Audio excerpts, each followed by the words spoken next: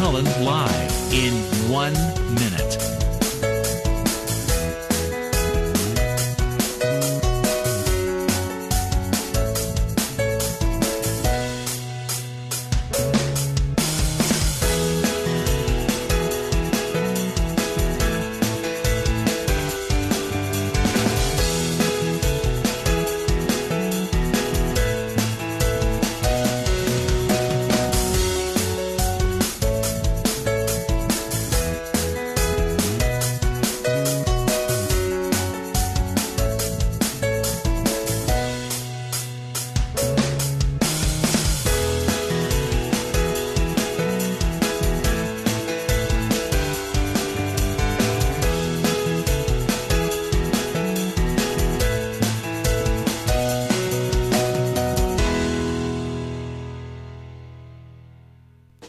Welcome to Lynn Cullen Live at pghcitypaper.com. Email your questions and comments to Lynn at pghcitypaper.com. All right, if I seem neither here nor there today, it is because my headphones keep going from ear to ear, like one at a time, and it's making me a little weird. I don't think there's anything you can do about that, Jess. It's the headphone itself. Jess and I had feared that Chris Potter would not be joining us today, and it appears he's not. We have an empty chair here. Oh, yeah, the empty chair meme. Well, Potter. Oh, wait. No, he's here. Well, Potter. Woo! Woo! We were fearful. I didn't think for a minute you'd be here today. Oh, well. Well, rumors of your impending death were apparently all too optimistic. Hi, Chris. Hi. How you feeling? I'm all right. You don't have to sit too close to me if you don't want to, though. Oh, jeez. You are like... I'm sick, too. You're sick, too? Oh. Well, yeah, you're getting... She's on antibiotics. What are you on? Oh, we won't ask her. Manny's the person who's wanted to hear that question answered. Well, I'm glad to see you, because I was just saying Yeah. I didn't think you were going to be here. Nope. Feel great. Wouldn't miss it for the world. Well, ouch. Hi. Hi. Well, I haven't seen you since a lot of things happened. Yeah, Jesus. Yeah. So, I don't know. Apparently the president is speaking today at, I think, 11:45 was the time that I saw. Oh, I didn't realize that. Speaking Yeah, on about this issue? speaking on gun control, whatever Really? it is they're going to do, which... Well, the it's fact sort that of- they're doing anything is amazing. deserves a press conference in and of itself, actually. So we'll see. Okay. We understand the White House is thinking is, first of all, and I heard this and I thought, oh, come on. Establishing a commission headed by Vice President Joe Biden. Joe Yeah. Biden. Okay, Yeah. fine. Yeah, that's often a way to kick the can down the road, as they say, and not do anything. But I've also heard that he is supportive of an assault weapons ban, right? And what else? Oh, gun shows. There's a gun show loophole that if you buy a gun at a gun show, for some reason, what the idea would be, I don't know, no background check is required. Yeah. So closing that baby up. And I don't know if there's other things, Yeah. but those sound too like I would too think good magazine places. capacity would be a big one. Yeah. You know, not selling magazines that can carry 15, 30 shots in a... Well, this will be fought with ferocity by the NRA and its Yeah. In fact, minions. they have an event, a press event, I think on Friday. Right. Whatever the 21st is, where they will... Isn't that the day the world ends? Yeah, so maybe they'll propose some sort of gun control regulation. Wayne LaPierre will get there and say, you know what? We've been wrong all this time, and then what's wrong? And that's it. It would not surprise me. Yeah. So anyway, that's that afternoon. I had seen on Fox, which is where you go for reliable information about what the gun lobby is thinking and doing. they may offer some sort of nominal concession, but apparently part of their strategy will also be to take the fight to video games and to Hollywood entertainment and things like that. That's right, and you can see it's so interesting now to watch the choreography and what they've always done, but this calls for new steps to be added to the dance because clearly this one was different. And the first thing I encountered on Friday night, the day of the shootings, when I was on WQED's 4802, and it was very raw, obviously then, and the producer had emailed us in advance saying, "Please, we don't want any arguments. We want to be respectful. We want to, but it doesn't mean you can't discuss obvious issues, but blah blah blah blah blah."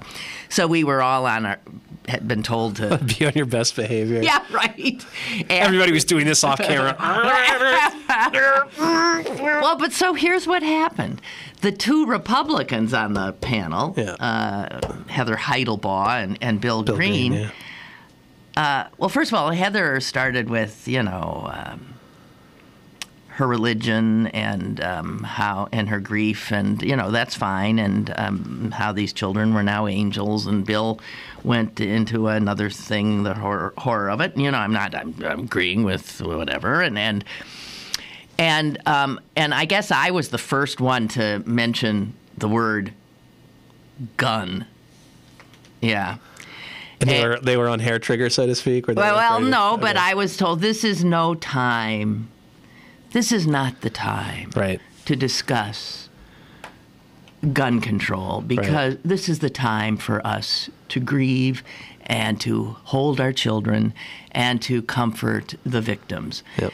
And I'm thinking this is always what they say. They say that until the last body is buried. By which time there's been another shooting. That's right. You can't talk about it. And then there's another cycle of mandatory grief. Yeah. So, quite clearly, if this is not the time to talk about it, then what the hell would be? And so we did talk about it. What was fascinating is they had nothing to say.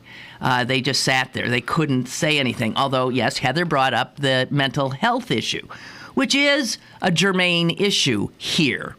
Our absolute inability to help people who have people in their families with obvious mental health issues that need help. But the reality is they're always trying to get it somewhere else. Right. And so, video games. My kid who loves video games, I said, get ready. It's the video games, and it's the Hollywood movies. Yeah. And when it's so obvious what it is. Hello? There are video games, there are Hollywood movies all over this globe. Only in the United States of America are there mass killings with the regularity that they occur here. Only in America. And the only difference is the availability, the readily available guns. And if you outlaw Hollywood blockbusters, only outlaws will watch Hollywood blockbusters. I guess we got a call. Go ahead, Colin. And I am an outlaw because I like Hollywood blockbusters, but I do also prefer European films too. Hey. Now, to get to these Hollywood films, let's take one title in particular. Oliver Stone's Natural Born Killers, 1993, around there. Right. It's not the movie in and of itself, I feel. I was able to watch that movie and see it for what it was, a cautionary tale, holding up a mirror to violence in our times. It is not an aspirational film. Right. But some people, because of the marvelous way that he put it together, made it entertaining, somebody just doesn't have the capacity to look at it and say, hey, no, this is a satire. This is not an aspirational film. This is not how we are supposed to live. This is not what is cool. Right. So how do we address that issue? We can't give people competency tests when they go to the cinema. Fill out this personality profile, and we'll tell you whether you can buy a ticket or not. Instead of those like pre-screen things where they ask you movie trivia, they could have Rorschach Yeah, tests. or fill out the questionnaire when you leave. Anybody who just spotted a butterfly being decapitated, get out now. Yeah, how do we address things like that? Because video games in and of themselves are not. Guns in and of themselves are not bad. It's the individual who has them. No, it takes two. You know what? People say guns don't kill him. People don't kill him. Whatever these mantras are, it's absurd. It takes a person and it takes a gun of some sort. The two together. So the problem is both with people and guns. And to say that the gun half of this equation is somehow not to be dealt with is absurd. Absurd. Yeah, and it kind of ties in with a meme that I just saw on Facebook that says, if food stamp recipients have to take drug tests, then gun buyers have to take psychological profiles. Fair enough. And that does seem absolutely fair. Fair enough. Except there's no constitutional right to food stamps. That's what they're going to say. I mean, that's what they're going to say. Right. That's right. That's towards giving us life. If we have food stamps, then we can buy food and have life. Right. Well, even the pursue happiness. Even the Second Amendment, as we were talking about yesterday, has been so distorted just in the last 20 years, 10 years, 7. You could say it's from Scalia's 2007 Heller rendering. The Heller, decision. So the reality is it is quite constitutional to ban certain guns. It is quite. There's nowhere that... So the understanding we have that the Second Amendment makes it impossible to regulate guns is simply not true. Gun legislation, gun law is no more settled than any other law. And in fact, it's very unsettled at the moment and prone to push by popular opinion. People will respond. We've got to stop thinking the NRA owns us lock, stock, and barrel. Guess what? They're scared right now. They're on the run. Yeah, they are. They did issue a statement, but it's only like a one-paragraph saying, we are so saddened by the event. So saddened. The statement is disgusting. The statement reeks with... I have it here. I had trouble. It's the kind of statement where all you want to do is talk back to it from beginning to end. Let's see. It's semi-non sequitur, really. Let's say they said it. I don't have the full statement. I just have bits of it. That it is prepared to offer meaningful contributions. This was the one thing that people eyebrows went up.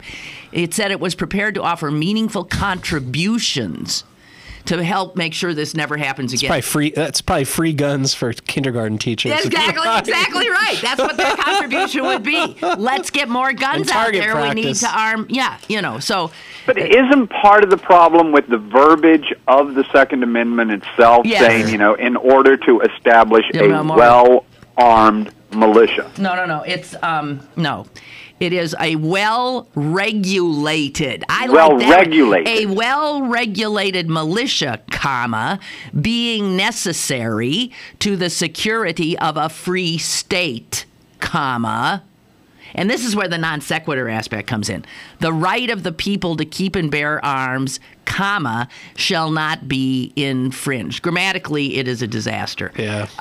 However, as Jeffrey Toobin wrote a piece that we were talking about yesterday, that the Second Amendment has been looked at up until very recently as sort of two separate clauses. The first being the militia clause, and the second being the right to bear arms clause.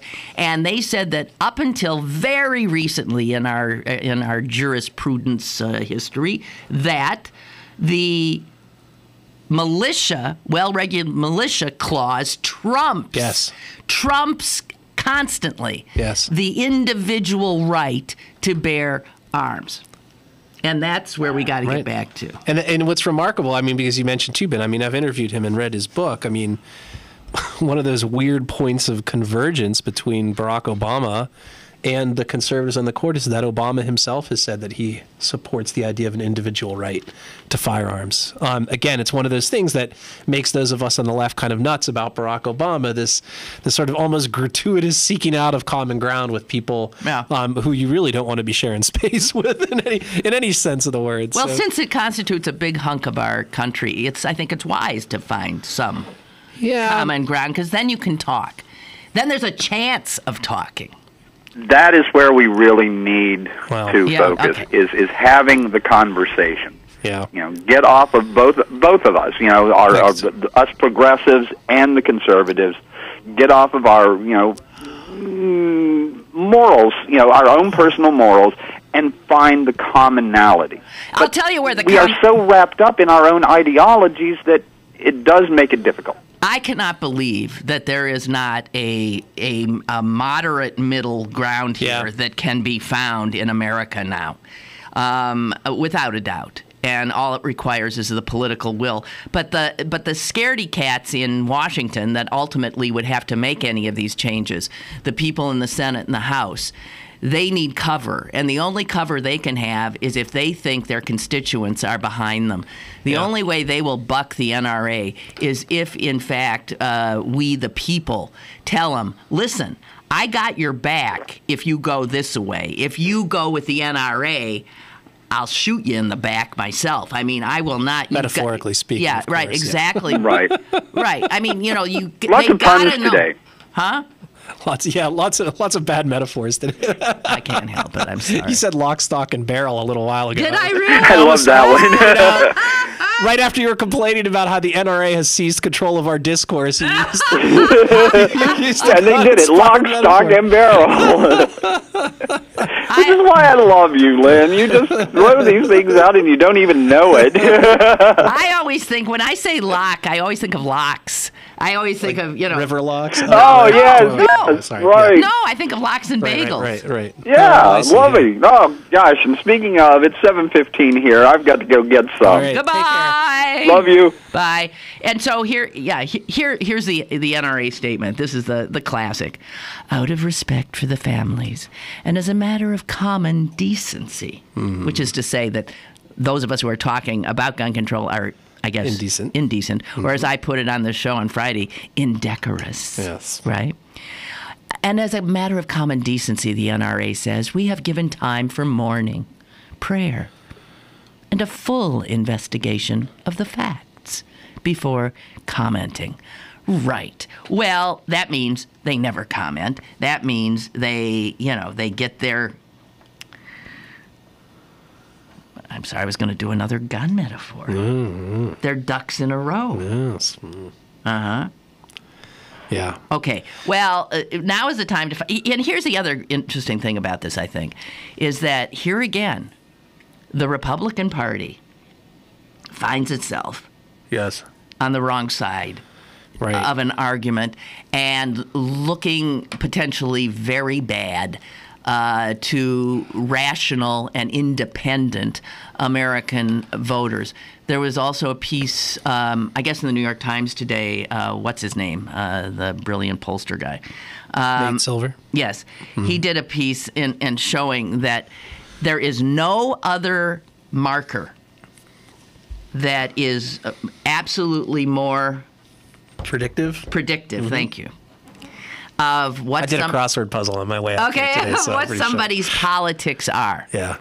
Not race, not religion, not ethnicity, not regional, where they're living, where suburban, urban, rural, nothing that trumps party affiliation in terms of whether or not someone owns a gun. And I don't have to ask you what you think. Well, so does that mean if you're a Republican, you're likely to own guns? Or if you're a Democrat, you're likely to own? We know. So if someone is a gun owner, the likelihood of them being a Republican is... Whew. Yeah. Although, I mean, I will say, and I'm sure you've talked about it before, I mean, one of the more... I don't want to say heartening because there's not a lot to be heartened by in all this, but one of the more reassuring things I saw was Joe Manchin, the senator from West Virginia, who is a Democrat, but a staunch, what passes for a Democrat in West Virginia anyway, And, you know, I mean, I watched this interview with Andrea Mitchell, I think, on MSNBC. And, you know, not so much what he said, but just sort of his whole bearing in that interview. I just really felt like here was a guy who was actually really legitimately moved, rethinking. Well, you know why? What because he it was believed. little. It was because right. it's little right. children. It's right. So somehow, when it was high school, when it was teenagers, that didn't do it. Yeah. That didn't right. do it. Right. Well, you could blame. But first graders, kindergartners, that does it. Yeah. Yeah. That's, I mean, don't get me wrong. It's screwed up that it got to this point. And frankly, how many kindergartners or first graders die of gun violence in this country every year? It just doesn't happen all at once. Here's the other thing, and I haven't said it, and I haven't heard anybody else say it yet, but I'm going to say it. These are overwhelmingly, as far as I can tell, totally white kids, children. Black kids are dying left and right. Right? These are black children. Right. Okay. Just wanted to say. Right. Well, I mean, I think we have to. I mean, it's a tragedy, period. And, I know it is, but yeah, is it when a it shame, happens to is it a shame that it takes something like this for people to see into themselves this way? Yeah, but at least they're seeing into themselves this way. I agree. So, you know, I think, you know, here's the thing that cracks me up about the Republican response to this is like, yeah, you know, great. Let us have the conversation about mental health and the services provided. I agree. But why can't we have the other conversation and let's be honest about who we're having that conversation with. When have you ever seen Republicans get behind any kind of government effort? Healthcare. To do anything for people who have mental problems. I mean, one of the advantages of the American Care Act, of Obama's American Care Act, right, is that it provides for increased spending for mental health. Right. So if you're serious, then be serious. Right. If you're just using it as a distraction, then fine. I mean, your caller says the Natural Born Killers it was a good film to bring up. I saw that movie, and when it was done, I kind of wanted to shoot somebody. I mean, it was like, it was a pretty powerful, viscerally affecting kind of film or whatever. I think and it is true, they have movies like this all across the, that we ship these movies. This is one of our leading exports is films all over the world, and doesn't have the same effect. But I do think America is unique both in its capacity to imagine violence and its capacity to carry it out. And I think there probably should be a discussion, something broader about what our culture is. I don't know that it's movies or video games per se, but there's something askew here. I mean, people ought to go back and watch Bowling for Columbine, which I think was maybe the most pro-gun, anti-gun movie ever made, in the sense that the movie concludes by saying that what really separates America from other cultures is fear. Yeah. Fear and the willingness to exploit it by the media and by politicians. But that's right. But that's done it's again that certain segment that does that. People who think they have to have a gun to be safe are people who live with a measure of fear that I don't comprehend. Yeah. I don't relate to. So there's those folks, and there are a lot of them, and they're easily exploited. And the Republicans are masterful at doing it. I also think there's a incredibly stupid macho aspect to the way America likes to think of America. Right. And the idea that manhood is somehow related to a certain kind of masculinity, and that it does have to do with guns and individual action, and not. I mean, the cowboy, the this, the that, whatever. I'm trying to think. Is that the same image in other? I suppose most countries have sort of a macho thing going on, but because men rule the damn world. Yeah. But let's also acknowledge that this carnage is done by guns, and we always say by people. Guns and men. Yeah. I think that's something to look at. You're damn right it is. Yeah. I mean, you could say, oh no, that would be profiling. Right. Right. Now, that'll be interesting. That'll be interesting. Men. That would be an interesting debate to have. if we started profiling people on the basis of being white male 20-somethings or whatever. It'd be very interesting to see how that went over. That's with right. the people who are very comfortable with applying those rules to people of different ethnic origins. Or certain melanin deficiencies and or concentrations. Yeah, right. Unbelievable. Well, I'll tell you, people are so outraged, and I said that if these politicians know that how you're feeling, if there's enough numbers, they do listen. And Governor Snyder, the Republican of Michigan, who just signed that Kill the Unions bill, did yesterday refuse to sign another measure that was sent up to him by the Yahoo Republican legislature, which would have allowed concealed guns in Michigan's schools and hospitals and, get this, daycare centers. Okay, he would have signed this legislation a week ago. But he did not, and it said the governor's office had been flooded with thousands and thousands of calls, emails, and web messages, almost 5-1, urging him to veto, and he vetoed. Yeah, it'll be back. It'll be back, and guess what? He vetoed that, but guess what he signed? He signed 2 other gun measures. Now listen to what these bills are and understand what the Republicans in cahoots with the NRA, the kind of legislation they deem important to spend their time on. And now these are 2 more laws in Michigan. He signed one measure to streamline, get this, streamline the process for handgun purchases. Exactly the opposite of what we are now saying needs to be done. Yeah. And you're thinking, streamline? Well, like, what would that be? Now we're going to have drive-by windows? I mean, you drive-throughs. Drive-by windows. Drive-throughs. You go to the drive-through, you get your gun, and then you do a drive-by. I don't know. What can we need? Streamline. And here's another measure that's also in the streamline thing. I knew there was something the poor Michigan gun owners were lacking, and that was, I guess, for some reason, they needed to make it easier to have interstate rifle and shotgun transactions in states contiguous to Michigan. So now I guess guns can I didn't know there was any problem with them traveling in the first place. They can travel. A Michigan gun can go easily to Ohio and Illinois and Wisconsin and Indiana. Right. Why? What possibly could have been in the way in the first place? Well, now they can go see the Rock and Roll Hall of Fame. You can take your gun to SeaWorld and Aurora and places like that. You can see where that would be important to a gun owner. You want to take your gun out for a night on the town. This twisted, sick idea that has been implanted in the ideas of millions of Americans, and they own it now. Yeah. It's part of their DNA, that their freedom depends on this gun. When I think of freedom, gun doesn't come even, does it ever? Does it even enter the picture? Yeah. It's not what, and this is paranoia, and this is fear. Right.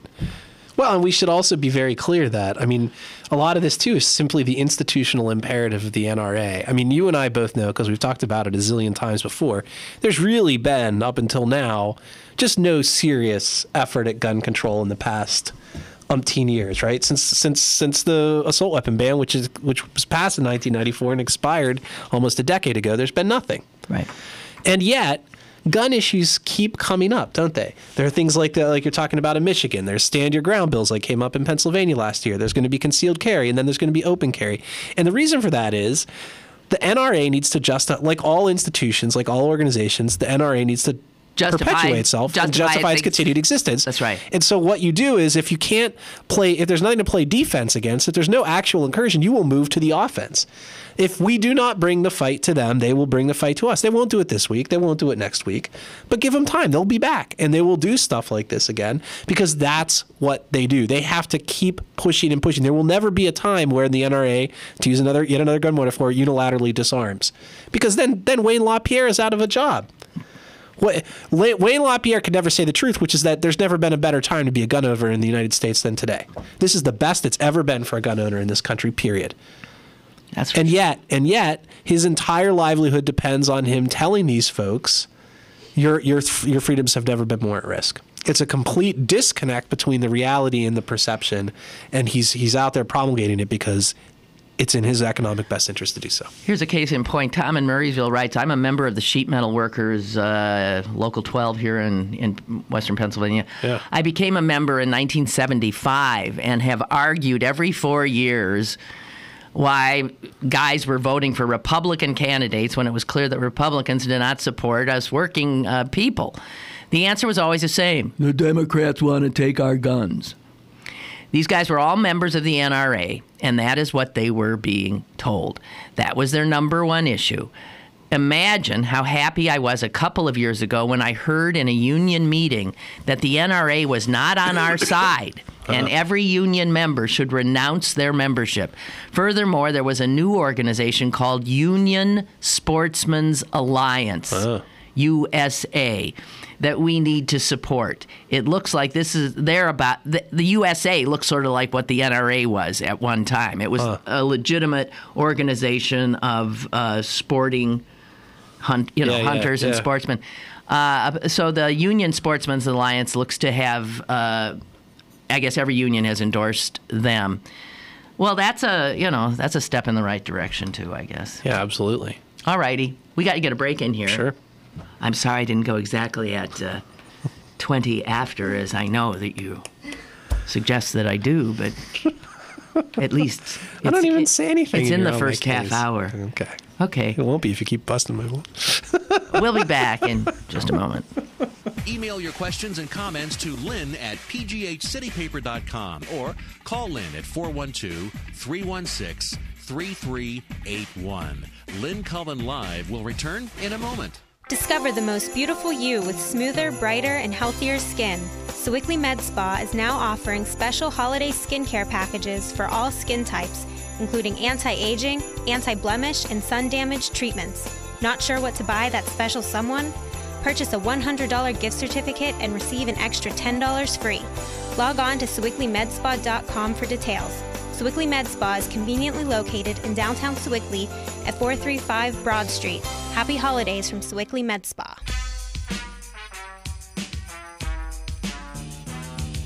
Rhyme so loud and proud, you hear it. It's Christmas time and we got the spirit. Jack Frost chilling, the hawk is out, and that's what Christmas is all about. The time is now, the place is here, and the whole wide world is filled with cheer. So open your eyes, lend us an ear. We want to say Merry Christmas and Happy New Year! Happy holidays from Pittsburgh City Paper. COPD, chronic obstructive pulmonary disease, is a lung disease that robs people of their ability to breathe. As many as 24 million Americans suffer from COPD, also known as chronic bronchitis or emphysema, and half of them don't know they have the disease. If you or someone you love is over 35 and has smoked more than 100 cigarettes in their lifetime, visit driveforcopd.org and take the screener, then take that to your doctor. I'm Jeff Stoltz, and I drive for COPD.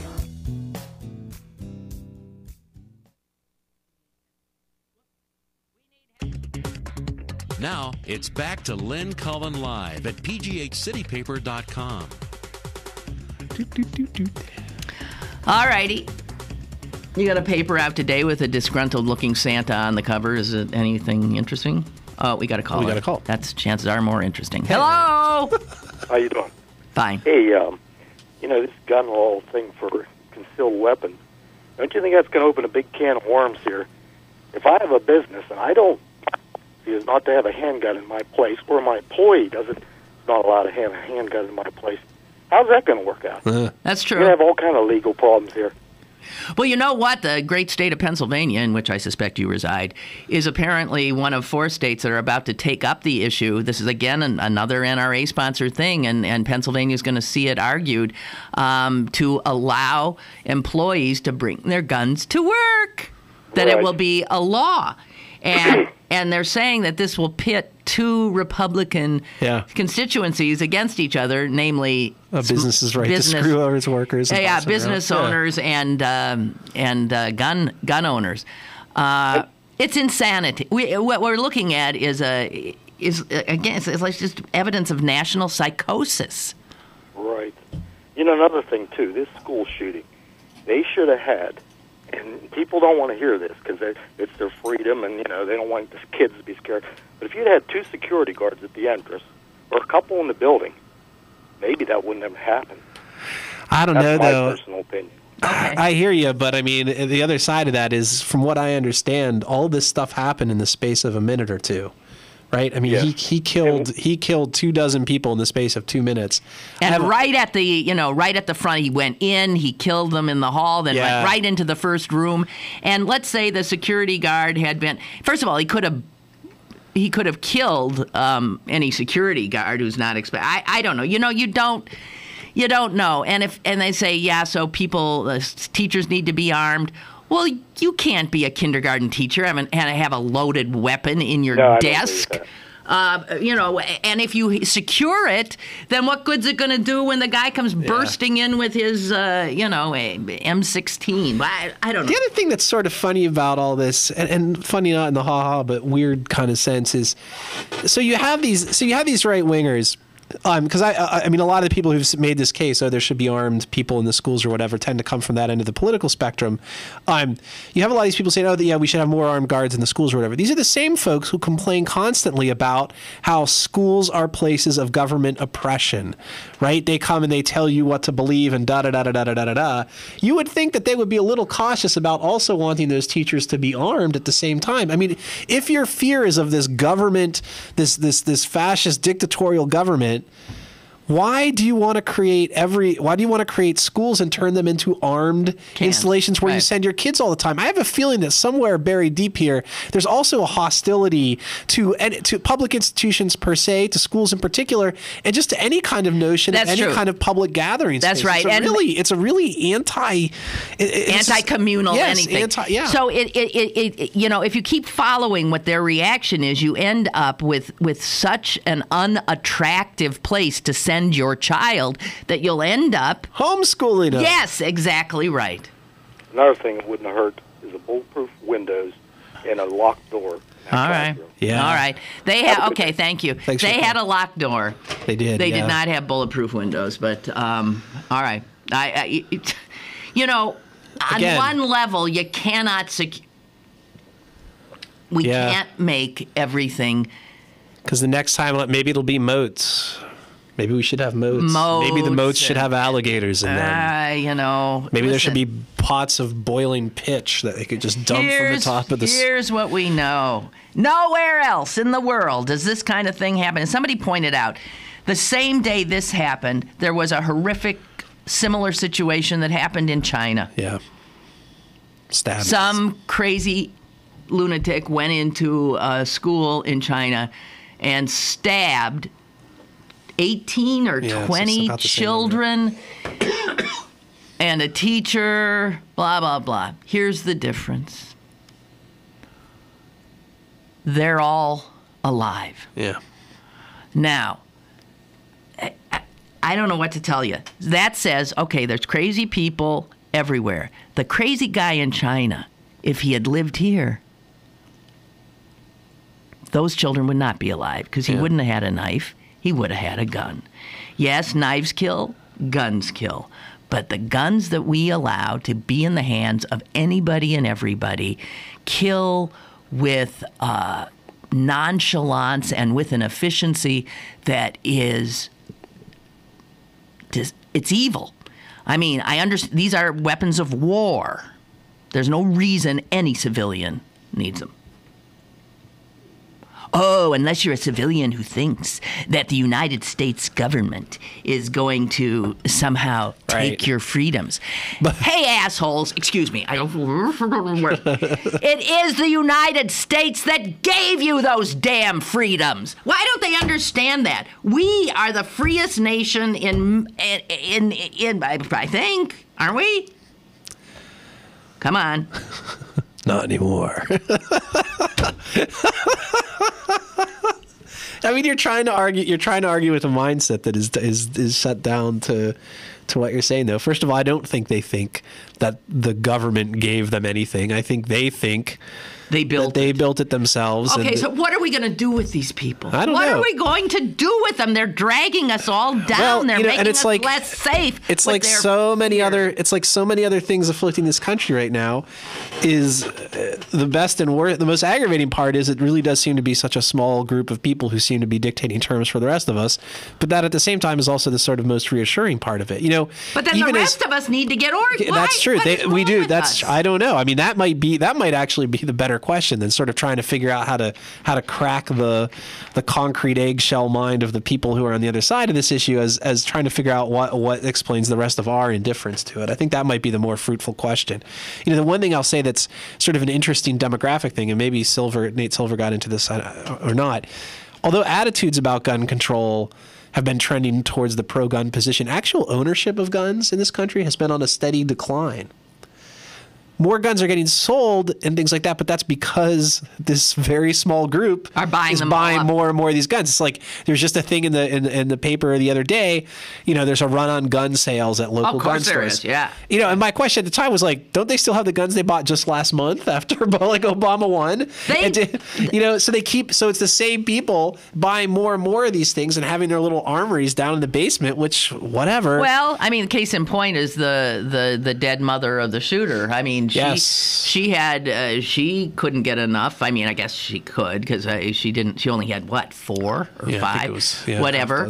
But she had those because she did subscribe to this idea that they would make her safe. Yeah. They killed her. And there's testimony, at least from her sister, I believe. That she was a bit of a prepper. She was ready. Right. She was ready. So I guess see, how much good did her guns do her? Right. Well, I mean, I guess just to get back to the broader issue, I think that so you've got a declining share of gun ownership in this country. To some extent, it may be that demography is destiny, right? If the number of people owning guns drops and they're just getting more and more extreme about their gun ownership, we see that same kind of trend in so many other ways, about gay marriage, about all kinds of things. So to some extent... Well, you're right about that. You know what else? Yeah, I did see in Nate Silver's piece. I didn't read the whole thing. That it is white men. Yeah. If you look ethnically, Hispanics in no way own guns like whites do. Asian Americans don't, and Black Americans don't. It's white Americans. Yeah. And so what's interesting is... And they're on the demographic decline. Right. So again, it's this interesting kind of thing. And, you know, there's a part of me that might almost say, well, maybe we just wait these guys out. But the problem with that is, A, how many kids have to get killed in the meantime while we wait for that to happen? And B, like we were saying before, the NRA does not back down even if you're not challenging it. They keep coming at you, and if we do not, I think the problem is, you ask why we don't do anything. I think there's a little Barack Obama in each of us, and it's that part of us that says, if we placate these folks, if we just agree to leave them alone, then they'll return the favor. And what we've learned is they're relentless. That's not how it works. They will push. They're always on the offensive. They will come at you and come at you and come at you until you finally stand up and push back. And I'm sorry, but until we do that, we're never going to be free of them. We're never going to be, I don't want to be free of them per se. I just want to be free of their influence on my life and my politics. Well, we need to get organized. I think everybody's waiting for somebody else to do it. We need to get organized big time. You'll recall that after Columbine, we got organized. Women marched on Washington, didn't do a damn thing. Right. So marches, I don't know about that. Social media, pressure on in a political way. The better diagram would be, I guess, what happened with like Mothers Against Drunk Drivers. You start with people who have been affected, and they make the most effective spokespeople, I would imagine. I don't know. Maybe some grieving mother in Newtown will turn out to be our savior. Maybe. Who knows? But I just want to remind people what David Gergen said. We need to think about Abe Lincoln and the Gettysburg Address and what he said at the end, that we here highly resolve that these dead shall not have died in vain. We need such resolution again. Go ahead, caller. Hi, Lynn. Hi, Chris. Hi. Hey, first of all, I'm wondering at what point we recognize that there's a large subset of conservatives who are just clinically mentally ill. I'm just going to go flat out and state it, and it's not. I don't think it's an extreme statement at all. That after years or decades of being propagandized, they are actually suffering from paranoid delusions. Well, they've been Period. brainwashed. They have been brainwashed. To the point of being delusional. Yeah, they're living in an alternate reality every day.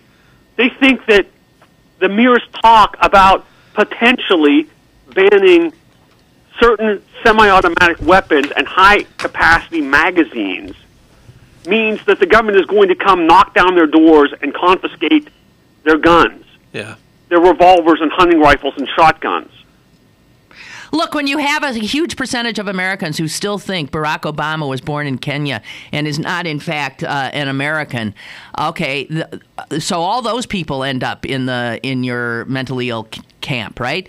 Yeah, my understanding is that is something like, what, 40-some% of Republican voters? 49% of Republican voters, and by the way, 49% of Republican voters believe Barack Obama was not actually elected last month. Right. That Acorn and other liberal groups stole the election. Don't even exist anymore. Right. Yeah. Mm-hmm. Oh yeah.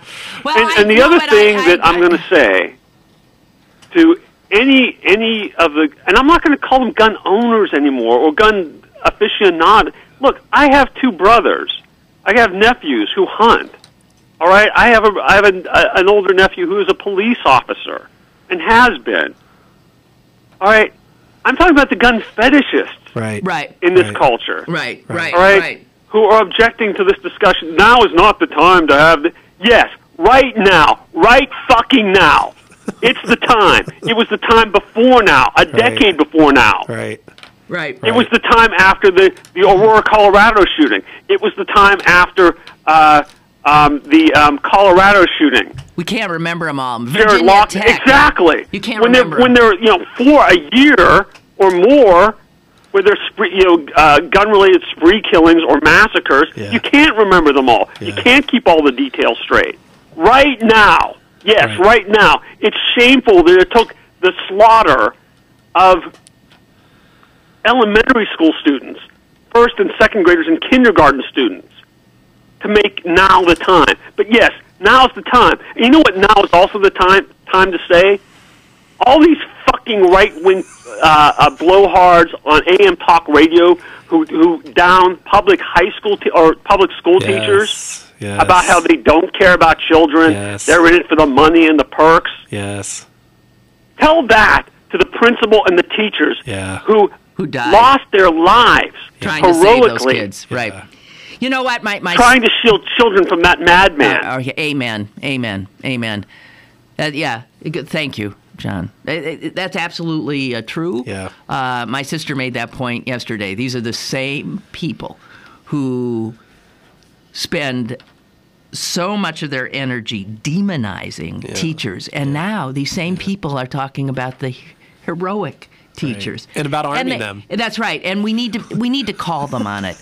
Enough. You can't be some blood-sucking propagandist. I don't know what union member, whatever. 1 minute and a hero, a dead hero. The next. Gee. Yeah. I mean, God.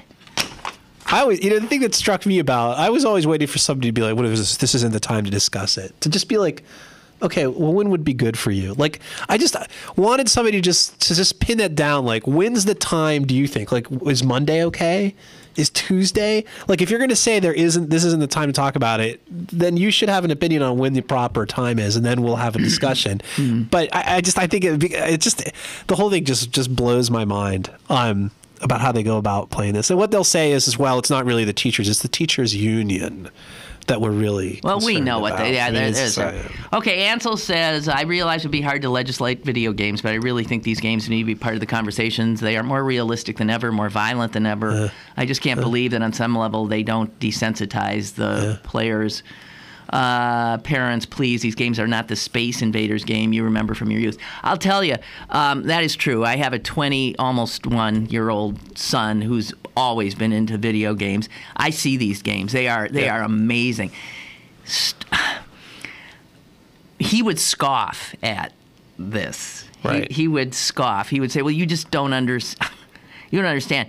I'm just going to give you their side. When those of us who don't play these games, we look at it, all we see is the unbelievable mayhem and blood. And you think, wow, why? You got a gun here and you're going and... The game players what fascinates them is the strategies involved, the story that you create a story as you are your avatar makes its way through. I don't comprehend it. But you could also say, Ansel, that a young male, my son, who would be playing these games, he's of the age of many of these shooters. It could be young men, still unformed, still a little unsure, this and that wouldn't it be better if they release their confusion, any anger they've got hold of, anything, in this game playing thing? I would think that is true, and I don't know. On the other hand, the desensitization, I agree with that too. I can't believe that it doesn't at some level do that. But I don't know that my understanding is that the studies that have been done, and there have been studies, right, tend to say more of what I think I just said, that they act as a safety valve more than a creator of real violence. That you have to... I know my son always laughs and says, don't people understand the difference between reality and, I don't know. It'll be interesting to see with your little boy. Yeah. Well, we're not... What you're able to tolerate. I can tell you the tolerance will not be real high for violent video games in our household. But, that just raises the thing of, does he end up just going over to a friend's house? Well, sure he does. To do it, and of course he probably will. I personally, my gut sense is similar to yours, Lynn, that what may end up being the case is that you find those kids, that 1 in 100,000 or whatever, who's in a delicate state. Yeah. And that it can have that effect for him. And then the question becomes, well, what do you do?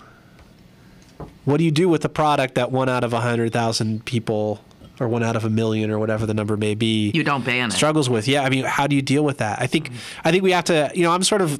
I will never say this again as long as I live. I'm taking Joe Manchin as sort of my inspiration here. If there's a guy who's willing to revisit what he believes about guns, I feel I also have an obligation to revisit and take a look at what I think about the video game argument. And I think it needs to be looked at seriously, because I'm not as up on the research as I should be, and I think we should all sort of take a step back, as I think your first caller said, and let's re-examine some of our own long-held, not to necessarily toss them out, but to just check them again and to see if what we believe is true and what we've always assumed is true really is. Okay. Gotta take another break. Yes. We'll be right back. More is on the way with Lynn Cullen Live. Go to BergBargains.com for great deals on your favorite local restaurants, museums, and shows. This week only, get discounts up to 65% on tickets to the Pittsburgh Symphony's Holiday Pops. BergBargains.com, Pittsburgh's exclusive e-commerce mall. BergBargains.com. Here at the GED Pep Talk Center, we've got a pep talk that can motivate you. Sometimes things don't always turn out the way you want them to. You can improve your future. Now get your game face on and take the first step towards a better life. Hurry up. Don't make me repeat myself. Whatever level of motivation you need, we've got a pep talk for you. Call 1-877-38-YOUR-GED or visit yourged.org for your pep talk and for free classes in your area. GED is a registered trademark of the American Council on Education. Brought to you by Dollar General Literacy Foundation and the Ad Council. You're listening to Lynn Cullen Live at pghcitypaper.com. Once again, Here's Lynn Cullen. Here we are back again. I just wanted to throw this totally off-subject thing into the mix because Potter's so smart, and this was in a scientific journal. Applied Geochemistry. I'm a subscriber, so okay. I read it for the articles mostly. Okay. And this has to do with Marcellus Shale. This was a study that came out of Penn State. Uh-huh. And it looked at 22 Marcellus gas wells and a bunch of also stuff, samples from the Bureau of Oil and Gas Management and yada, yada, yada, yada. And what they found is that, after they frack and squirt all this stuff in with all the chemicals in it, a whole ton of it, as we know, comes back out that then has to be done away with in some manner. And they're saying now that it's quite clear that the unbelievably salty crap that comes back from the gas wells is many, you don't know from salt till you've seen this stuff. This is many times more salty than seawater, for instance, and that it has high content of a lot of elements that were not shot into it. I always thought the stuff that was coming out was residue of what we put in, all these chemicals. But no, it turns out that what's happening is we're breaking into and breaking out chemicals and brine that have been sitting there for 8 million years, right, or so. Take in the Paleozoic era that were deposited during that time, hundreds of millions of years ago. And what's coming out is radium and barium, and these are naturally occurring radioactive materials that are being brought to the surface after having been underground for, as I said, hundreds of millions of years. And these researchers say that while much attention is being focused on the chemicals that are injected, that we put in to the shale formation during fracking, we darn well better start looking at what is coming back out, because it is releasing elements, as I said, that has been in the ground for hundreds of millions of years. And even, here's a quote from one of the scientists, even if it is diluted quite a bit, it is still going to be above the drinking water limits. There has been very little research into this. So we're pulling out some stuff that, well, all I'm saying is that's what it is. Sand, the paper notes that about a quarter of the volume of fluid used for fracking does return to the surface. But this brine is the major component, and it is not what we put in, it's what Mother Nature is giving back. Right. And I find that sobering. Well, if God didn't want us to have that stuff, he wouldn't have put it down there in the first place, right? I mean, the other side of this that people need to be aware of, there's a report over the weekend from Public Source, the local nonprofit journalistic outfit, about plans to basically put all this water on barges. I saw that, yes. And ship them up and down the river because it's cheaper than using trucks.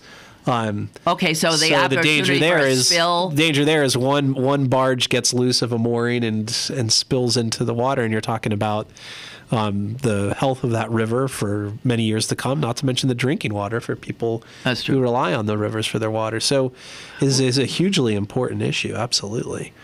So as you watch the gas prices fall and you're really happy, and I mean, we've seen some of the positives of this natural gas boom around here, but if we turn our backs on the potential negatives, I mean, because the battle's lost. I mean, we're going to continue extracting this stuff. We need to now be serious about trying to ensure, I don't know, some environmental integrity. Yeah. Why do you seem so defeated? I mean, because we've got Governor Corbett in charge, and again, maybe one reason we don't get more organized as a group is smart asses like me counsel despair and whatever in the face of these problems. So I probably shouldn't do that. But But yeah, I mean, I think as a society, we just need to realize when it comes to energy, there's no such thing as a free lunch. There's really none. There's really no, especially when it comes to fossil fuels, bringing this stuff up. And, we haven't even, another thing that hasn't been talked about is the amount of methane that escapes from these wells. And methane is a huge greenhouse gas contributor. So, we're just, we just seem to think we'll just innovate our way out of everything we get ourselves into. And you solve one problem and you create two others. And we've been able to keep a lot of the balls up in the air. But I don't know how long you can juggle. You gotta pay the piper. Exactly. How was that for? I know we were looking for you. Now we've gone from gun things to sort of more like wandering minstrel metaphors. You have pipers and jugglers and clowns. Oh, do we have clowns? We got such a surfeit. Is that right? Yeah. Yes. Is that right? Yes. That means a lot of. Yes, an excess. An excess of. Surfeit. Yes. Nobody uses that word. Do you? Sometimes. Good for you. A surfeit of. I just make that sound so nobody thinks I'm stuck up about it. All right. I don't want to talk about this, PJ, and thank God the clock's running out on us, but PJ is, as if we don't have enough to be concerned about, PJ worries that Obama is selling us out in these talks with the Bone Man. The Bone Man. The Bone Man. Here's the thing. I don't think Boehner can get anything that anything that the Democrats would say is, I'm sorry, this is where we ain't moving another inch, will not pass the House. Then what do we do? Yeah. Fiscal cliff, baby. You think? Are we going to go over it? Woo! You think? Yeah, probably. Okay, well, so PJ says, meanwhile, back in Washington, on the radar, while we're not paying attention, Obama's starting to give on the cliff debates. The 250 thou limit is now 400 thou.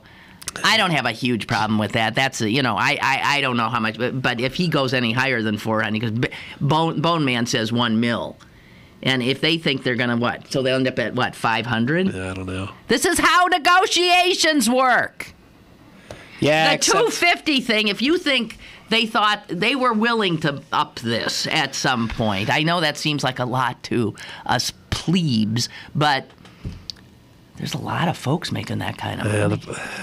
The problem with negotiating with these guys is it's not clear that Boehner is really in charge of his own caucus. He does not have his caucus. So anything you concede simply becomes it doesn't get you closer to a deal. It just weakens your position. So what are we gonna do? I don't know. I'm not jumping on Obama too much yet because I don't know what. Yeah. He is the president. He's the one. This is going to be on him. I mean, I don't know what you do. How do you negotiate with somebody who, in fact, doesn't have the power to deliver on what he's negotiating? Right, and so it's likely to end up requiring House Democratic votes to get this thing, and the House Democrats have said a lot of this is bullshit. I mean, the notion that I think a chained CPI, which is this sort of way of downward adjusting the cost of living adjustment and Social Security benefits, I don't think is as bad as some other things that have been thrown out there. But the issue is Social Security is not the problem. This is not a deficit. It is not a contributor to the deficit the way we're talking about it being. So why are you even talking? Why are you mentioning it at all? And because the Republicans want to put it on the table. That's what it boils down to. As usual, their usual distraction from the real issues. Right. They're just amazing. Yeah. Well, oh dear Lord. As long as you're not constrained by reality. Can you imagine what Abe Lincoln would? Can you imagine if you could resurrect Abe and show him the Republican Party? Well, I mean, right. Of course, he had it easy. Because when the Southerners went batshit in his day, they just formed a whole separate country, and then he didn't have to negotiate with them. It was, I shouldn't say easy, it was more straightforward. And how much different is it now? Yeah. How much different is it now? Yeah. Now they're the Republicans, but yeah, other than that. No, they just switched party affiliation. Yeah. Right. God, you friggin' jerks. I say let you go. I want you to secede. I want you out. Right. What a great country we could have if you just let them go. Yeah, and then 30 years from now, when all of your fields are parched and you can't grow anything, and and all that, you can come back crawling to us, and we'll see what we can do for you. I don't want him back. No, I don't either, but I think it would be funny. Oh, God. All right, you guys. See ya. And wait, you need to say Merry Christmas to everybody because you aren't going to see them. I won't be here. Yes, that's right. Happy holidays, as we liberals say. Yes. My son said to me last night, "Do you know anyone who celebrates Kwanzaa?" Do you? No. Do you? No. Me? No. It's just a question. I'm just asking. He didn't either. Yeah. And I thought he might. I said, but I was in school before we had to deal with Kwanzaa. See, he had to learn Kwanzaa. Right. He actually knew some things. He says, and now, haramba, he was saying some things. I was thinking, I don't know what you're talking about. He said, well, didn't you ever, have to learn Kwanzaa? And I don't know. Well, it was invented after you went to school, wasn't it? It was invented in the late 60s, I think. I think it's more 70s or even. Oh, maybe you're right. No, seriously. So all of us missed our Kwanzaa education. Yeah, we did not have. I don't mean to be making fun, but I mean it's just happy holidays is why that's what did it. Yeah. That's all. I guess I'll be back tomorrow. You will. So Kolowski will be here. Great. Yeah, snorting into the mic. All right, Tom. And if I could be nice to your guests. What do you mean? He's not my guest. He's a compatriot. Oh, I see. Just to get you ready for Tom tomorrow. Okay. Go to break. Go to the music. Do it now.